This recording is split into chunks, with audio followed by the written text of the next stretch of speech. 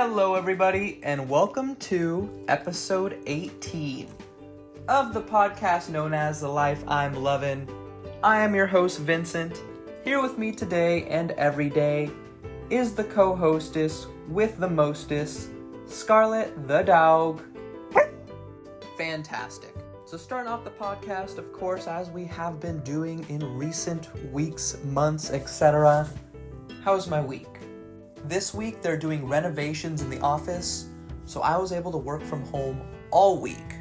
Usually I have to go into the office Mondays, Tuesdays, but this week I was able to stay home with Scarlett. We were able to get so much work done, and afterwards we had so much more time.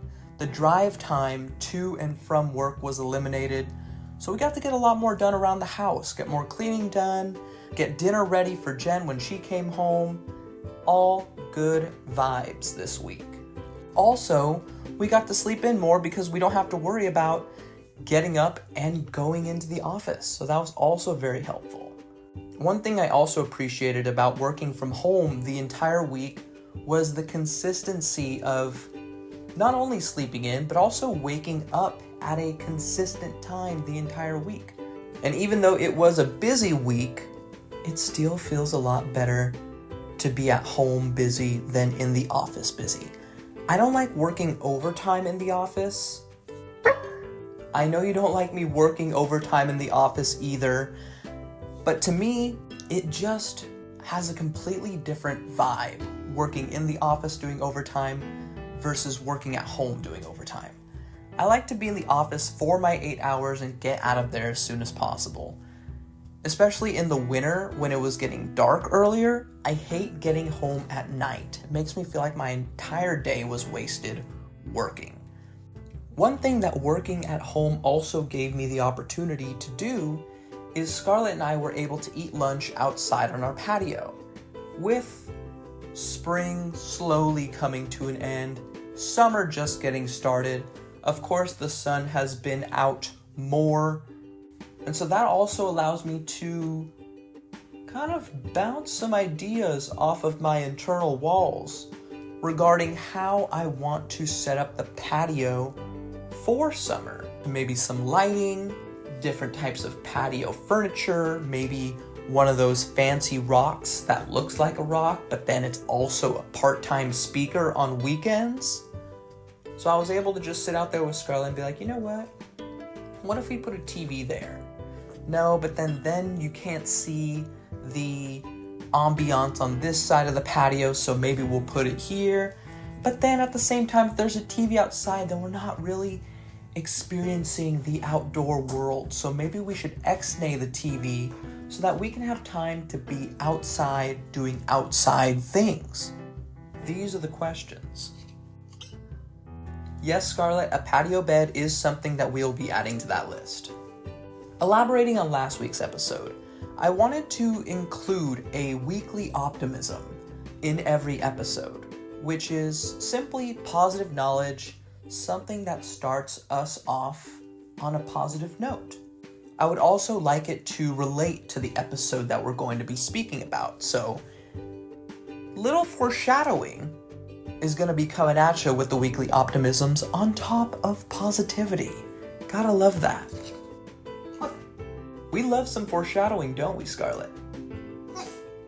Yeah, it really lets us anticipate what's next so that when that thing happens, we can be like, hey, told you so. I knew that was coming. Maybe you didn't because you're not paying attention. So this week's weekly optimism goes a little something like this. There is no greater good in all the world than motherhood. The influence of a mother in the lives of her children is beyond calculation. That was said by James E. Faust. And I chose this weekly optimism just to really give praise to how much mothers affect myself. I know the people around me are greatly affected by their mothers. And I know that in their own way, mothers do try and do the best that they can.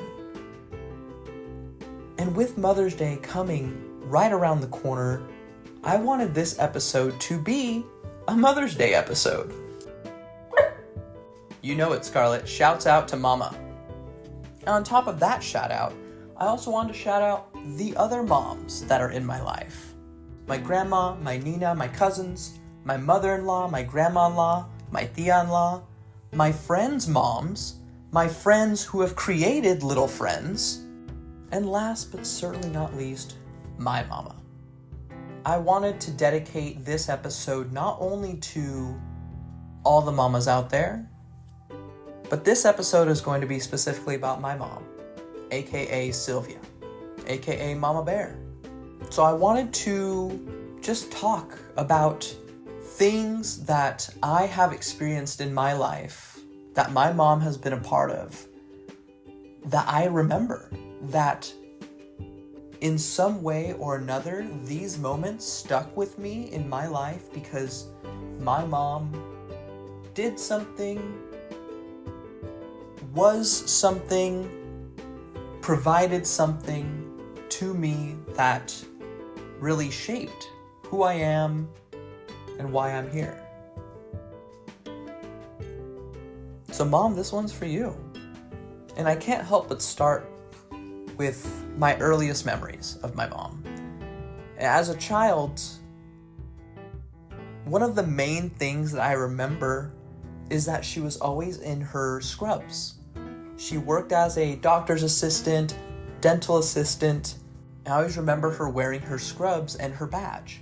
And even to this day, I 1000% trust her with any medical advice. Like, doctors are one thing, but if there's something wrong with me, I'll take a picture of it. I'm gonna send it to her. I'm gonna be like, hey, what do I do here? Now, if she tells me to go to the doctor, then of course I'll go, but hopefully she doesn't, 'cause I'm not a big doctor guy. Another thing about my mom when we were younger was her red Camaro. I don't remember what year it was, because of course at that age, I was like 4, 5, 6, 7. I didn't care what year it was. But she had a red Camaro, and one of the things I remember about that red Camaro was Radio Disney. Radio Disney was, of course, kids radio, a lot of fun songs, a lot of edited songs. I'm gonna be honest, I didn't realize that edited songs were not the real songs. I didn't know there was an edit and an explicit version with all the raunchy stuff. So I do remember one point in my life where it was like the turn from edited songs to explicit songs. And there was a point where I listened to a song and I was like, the explicit version is so much worse. Like, why do people need to say those things when you can just say one word twice? Because it adds emphasis. Who knows? One song that I remember listening to in that red Camaro was one of my favorites as a child, and it was called The Hamster Dance. No, there's no hamster here. I was referring to the name of the song. No need to get defensive. But that song was so fun. It was so upbeat, and it was like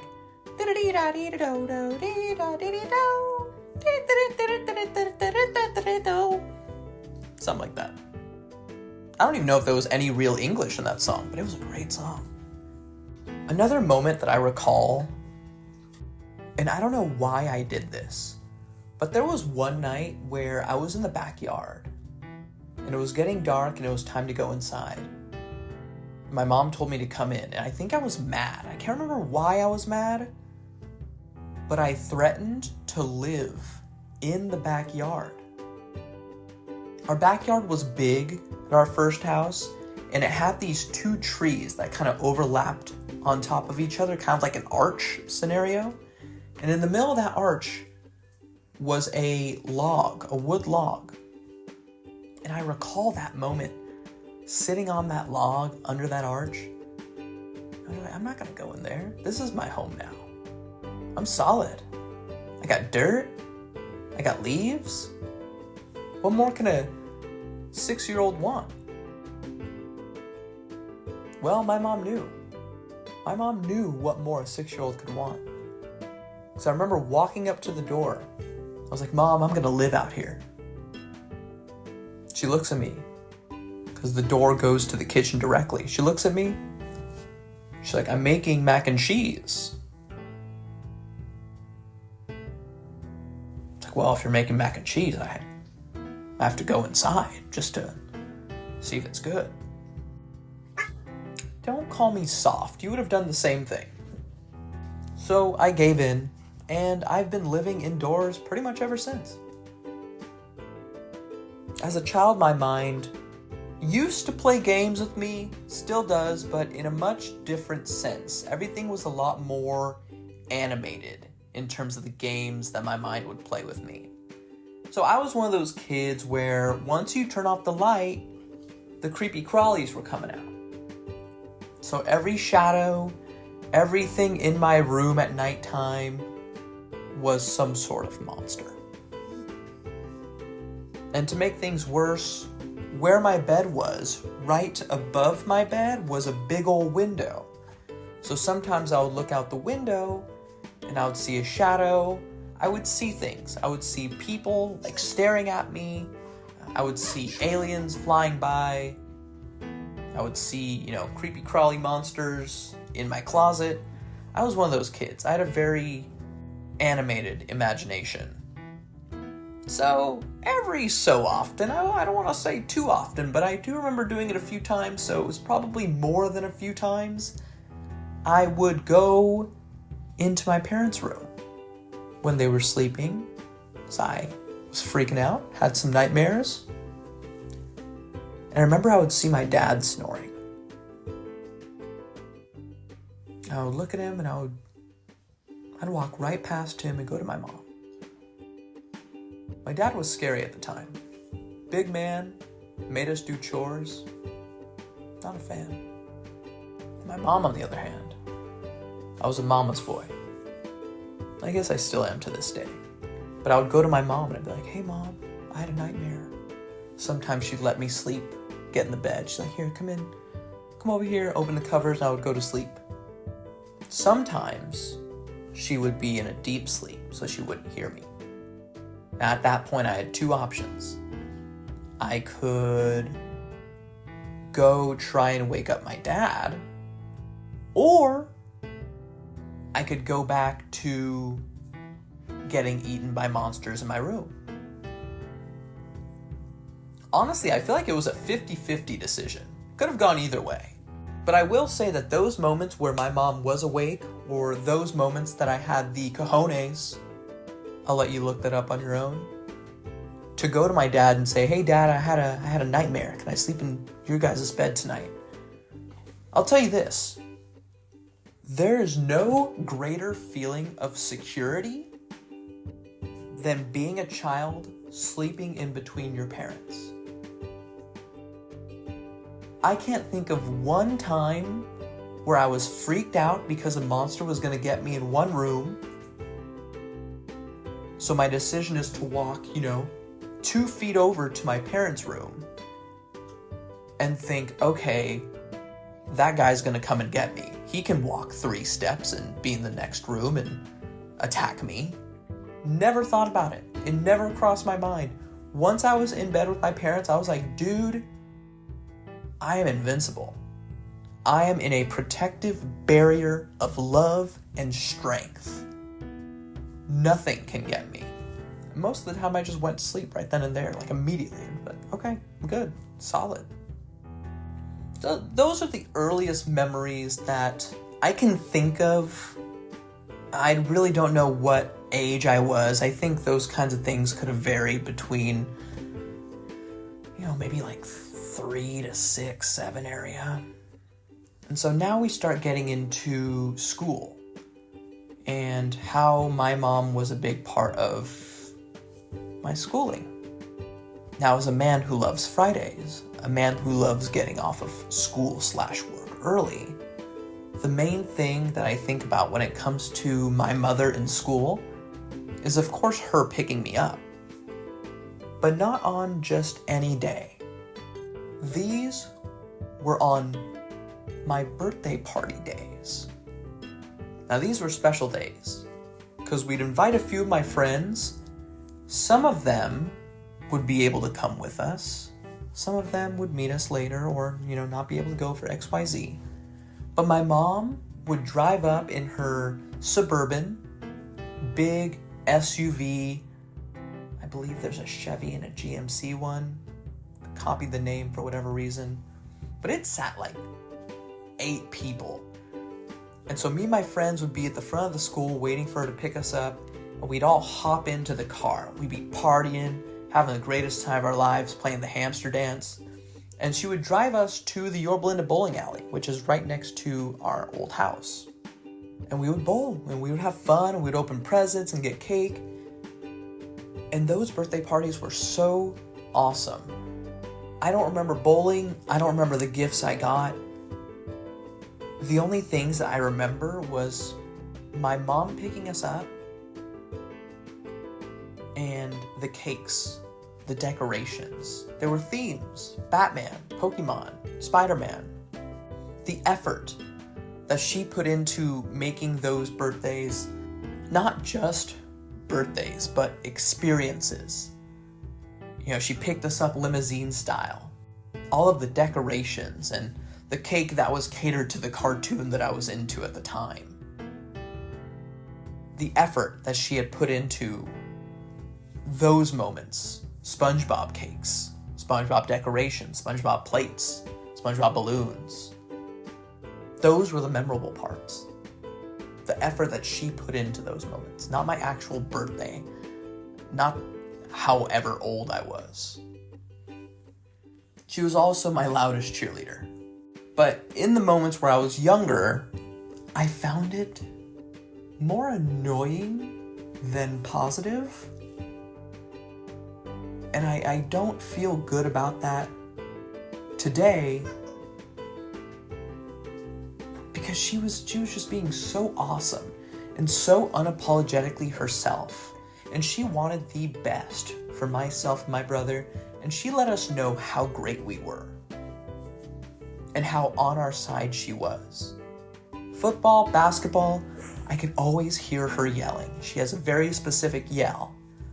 She made sure we got to our games, got to our practices.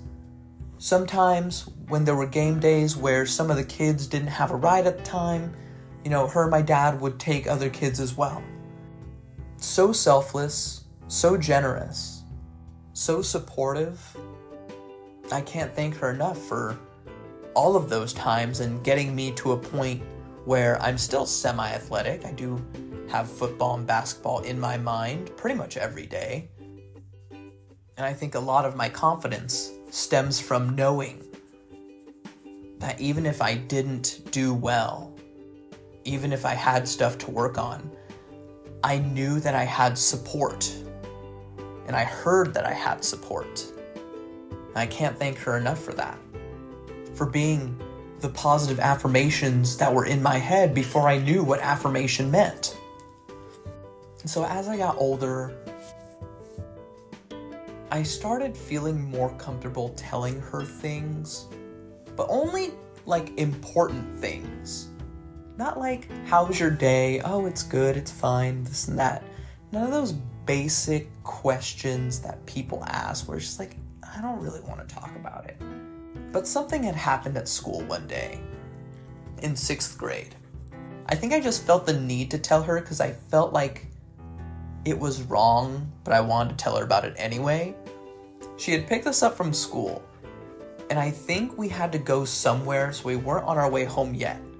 But on our way home from that place, I had mentioned that the readathon form was due. Readathon is you have to read so many pages in a certain amount of time, and the more pages you read, the higher the grade you get. So that morning, during my, I believe it was first and second period language arts class, my teacher was walking around picking up the readathon forms, and I had noticed that mine wasn't signed. So me being a very smart 6th grader that I am, I thought of the most memorable signature that I can think of. And that was my grandma's.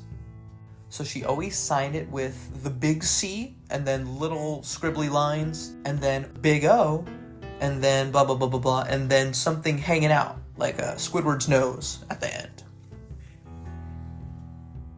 So me, being a genius, I was like, well, I remember how to do that signature. I'm just going to write it on here and get it done. I thought it was a perfect signature. I thought, my grandma might as well have been sitting in that class doing it herself. But I told my mom, I'm like, hey, this readathon was due. I didn't get around to having you guys sign it, so I signed it myself on behalf of Grandma. My mom didn't take too kindly to that. She actually brought me back to school afterwards, and luckily, my teacher was still there, and she made me go in there and apologize and tell her what I had done. And my teacher ended up pulling out my form. She's like, I would have totally known that was forged. And that hurt. That hurt more than admitting that I had done something wrong, because that made me feel like I wasn't as good at forging signatures as I thought I was. So sorry, Miss Thompson, my 6th grade language arts teacher. I knew it was wrong from the get-go. I did it, I admitted to it, and I apologized the same day. So, sorry. As a mother, I think this is the point where she might have started discovering that there wasn't really much to worry about with me, simply because when I did bad things, I couldn't hold it in for very long. I felt wrong holding that stuff in. Like, I felt like I had to share it with someone. And so I think that made her realize that if I had done something that bad, I'll probably tell her about it, or I'd probably find a way to rectify it myself. And again, even though I wasn't conversational when she asked, how was school, I would tell her the important things. And I think that's what was important at the time. And so we fast forward from 6th grade all the way to the end of 10th grade. 4 years, fast forward. Okay, I'll stop. It was the day that I had planned on quitting football. I believe I'd gotten out of school. I was already driving, so I believe I was talking to my friends in the high school parking lot.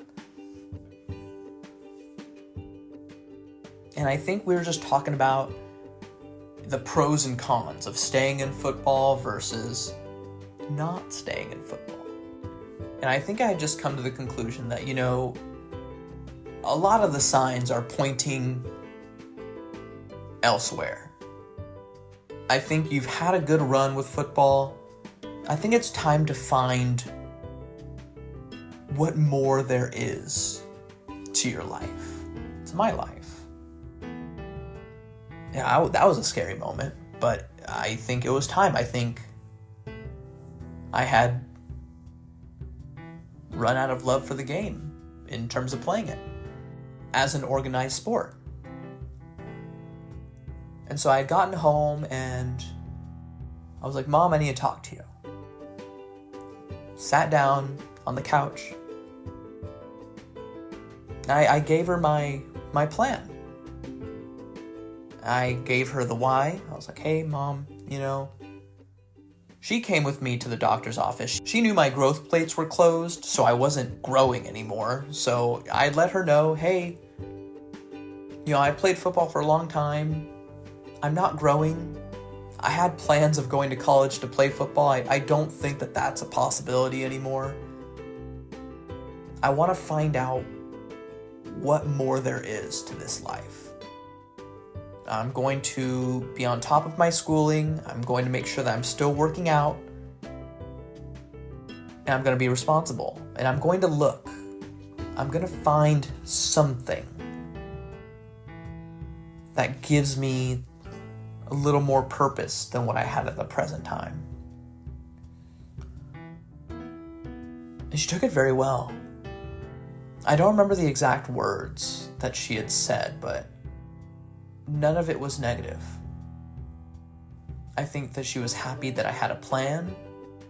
I think she's happy that I talked to her about it. Like, I sat her down and said, hey, this is what I want to do. I didn't go into it blind. I had thought about this. I'm sorry, am I boring you? This is about my mother. Without her, you wouldn't be here. So tone it down, Missy. I think at that point, she may have been like,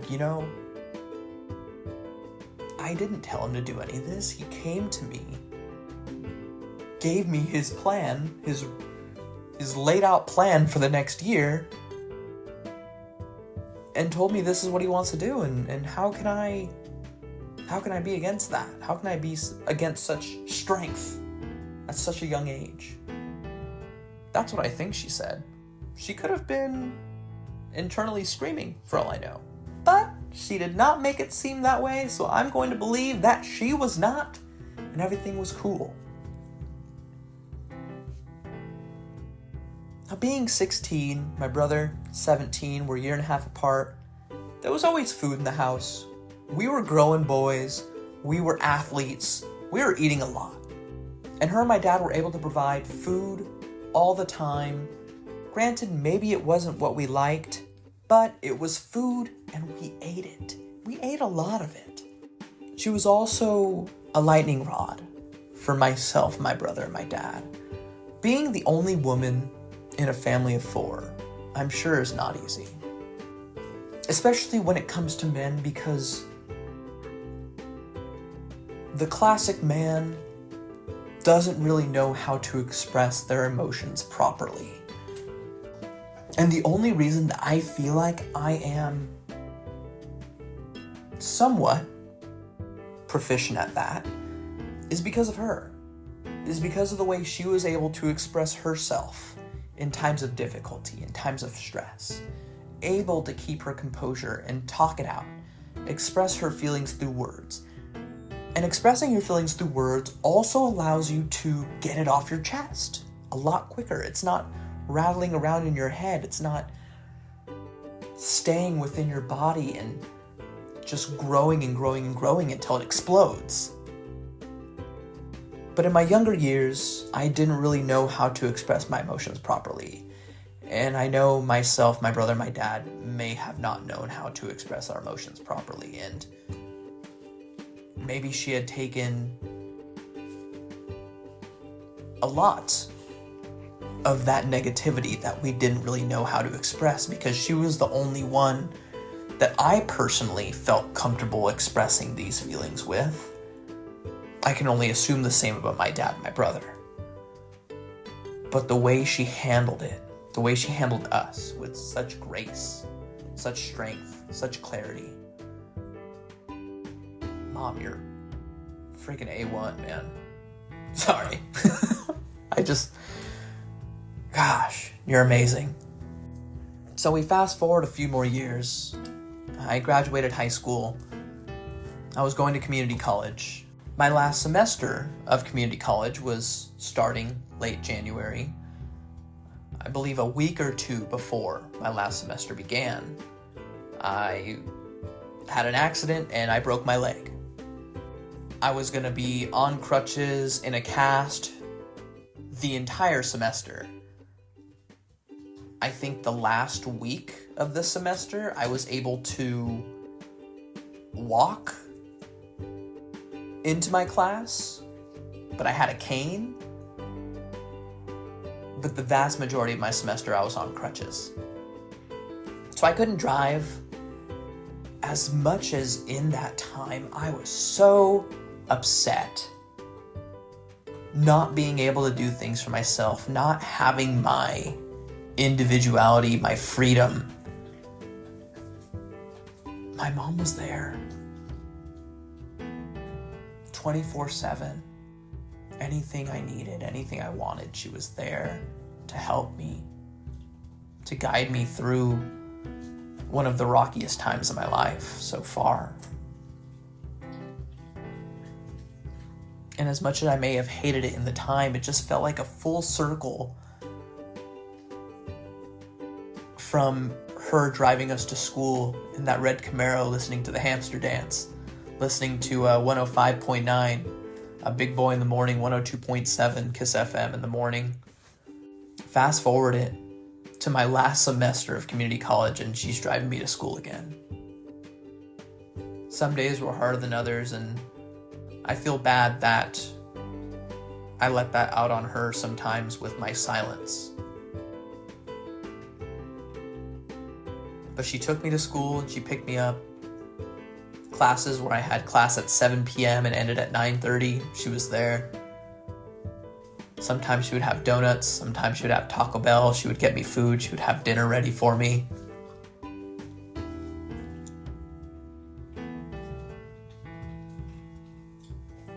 You can't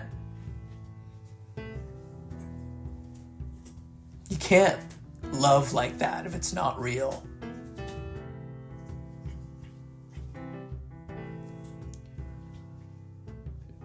The most genuine person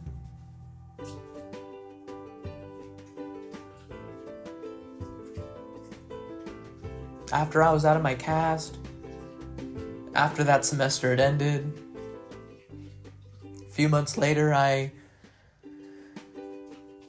was moving to San Francisco. I was starting my new journey. That July, her and my grandma drove me 30 miles from my house in Yorba Linda to San Francisco to see me off. We stayed at a really nice inn in Pacifica, California. It was the same inn that I later took Jen on our first Valentine's Day. Had a hot tub in the room, so I was ballin'. But we stayed at that inn for a few days before I moved into my new roommate, Mark, and his family's house. I could have gone straight there, but I wasn't ready. I wasn't ready to leave yet. So those last few days of me, my grandma, and my mom enjoying the beach, driving around the city, getting food. It was like a breath of fresh air. So much positivity and love in those last couple days, just understanding that this is a journey that we're about to embark on together. Not only me leaving, but them living in a home without their youngest kid. It was hard. That first semester, that first year. But I knew I could do it because they were with me. They raised me. Her, my brother, my grandma, my grandpa, my dad. That's why the first year I came home from school for the summer, I got my tattoo. I just really needed this tattoo on me so that I just wouldn't feel alone. I wouldn't feel away from them. And I would use it as strength, use it as understanding that no matter where I am, my favorite people are on my favorite arm forever. No matter where I am, no matter where they are. So we were in San Francisco for a few years, and eventually I came back with a girlfriend who eventually became a fiance, who eventually became my wife. We had moved back pretty quickly. a month notice between us being in San Francisco versus us moving back to Southern California. So my mom and my dad actually took it upon themselves to tour our possible apartment options. So we sent them the options that we liked, and they went and they took tours of each apartment, figuring out which one was best for us, tailor-made for us and what we needed versus what we wanted. After we moved down, we didn't have a car for the first week or so, and I needed to get a job as soon as possible. Jen was able to transfer down in her current line of work. I didn't have that luxury. So while Jen was working, I was at home in the apartment. My mom and my dad drove 45 minutes from their house to mine. They picked me up and we went to interviews. After my first promotion in the job that I'm currently working, I took on a huge role compared to what I was doing. And so they were having us do this accelerated course where, it usually takes this long, but they're going to make sure that we figure this out in a much shorter length of time. And that was hard for me. It was a lot of information that my brain was unable to compute a lot of times. And there was a day where I just stopped working. I got up. We were working from home. I got up and I went to my room and I started freaking out. Just crying. My face was red. I was just like, I can't do this. And I called my mom, and I'm pretty sure my mom was on the phone with me for about 40 minutes just hearing me freak out, planning on quitting, figuring out a plan. And she comforted me. She let me know how strong I was. She let me vent. She let me get all of it out of my system. She's like, take the time that you need. Just relax and then get back to it when you can.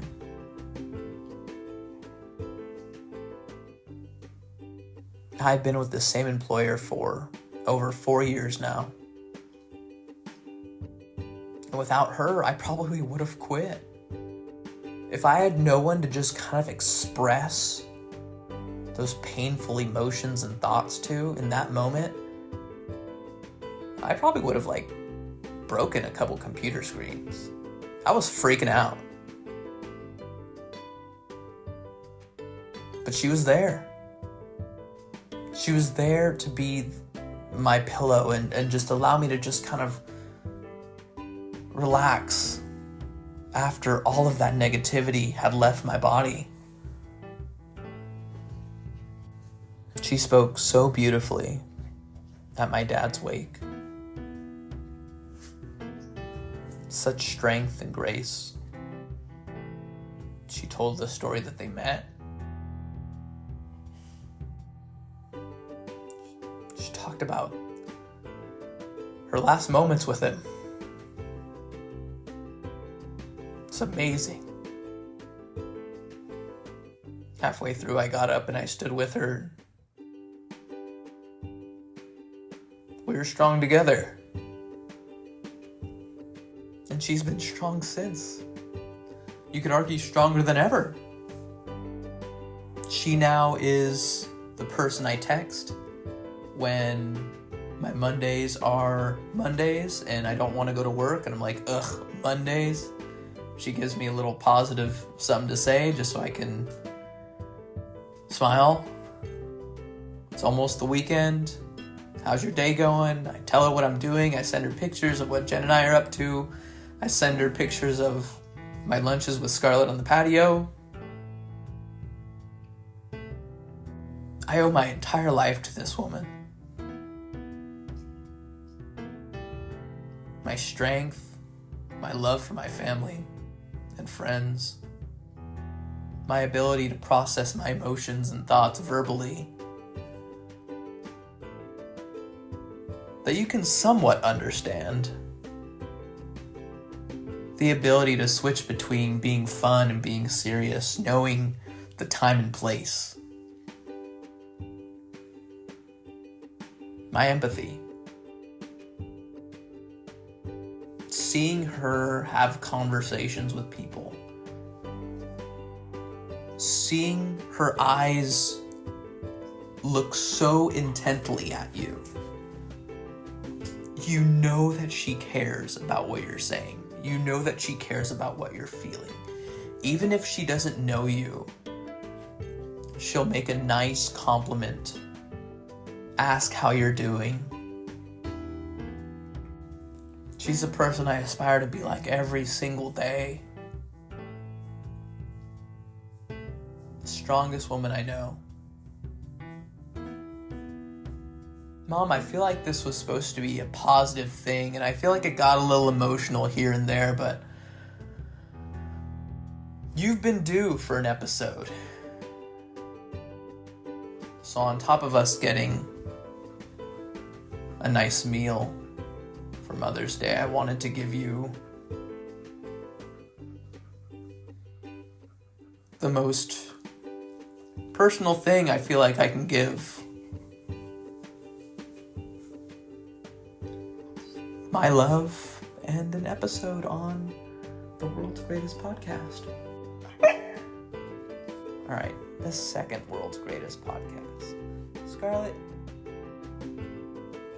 you need to have more faith in us. So ladies and gentlemen, if you get anything from this episode,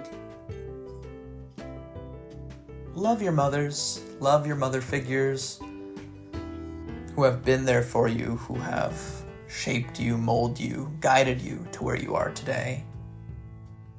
Appreciate them. Give them the best that you have, because I'm sure they've been giving you the best that they have. To all the mothers out there, I give you my appreciation. Scarlett, do you have anything to say to your mama?